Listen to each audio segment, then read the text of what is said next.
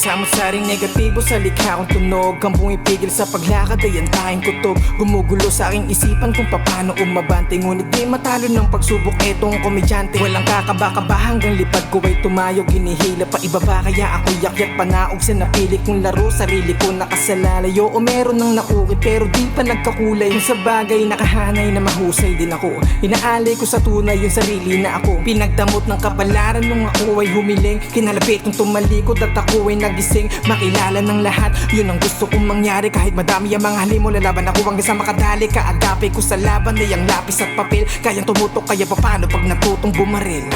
Sa mundo nating ginagalawan, talo ka palagi pag walang kaalaman. Mga dilang di nasa sa bibig ay pakawalan. Alam kong kaya mo yan. Alam kong kaya mo yan. Alam kong kaya mo yan. Alam kong kaya mo yan.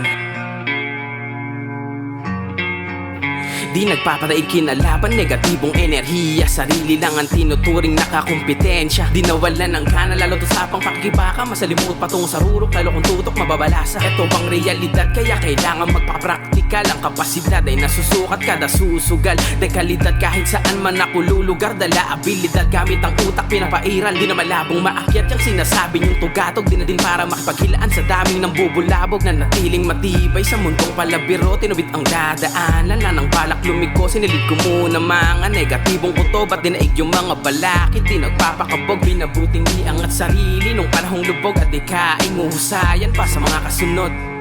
Sa mundo nating ginagalawan, talo ka palagi pag walang kaalaman. Mga dilang di nasa sa bibig ay pakawalan. Alam kong kaya mo yan. Alam kong kaya mo yan. Yan. Alam kong kaya mo yan.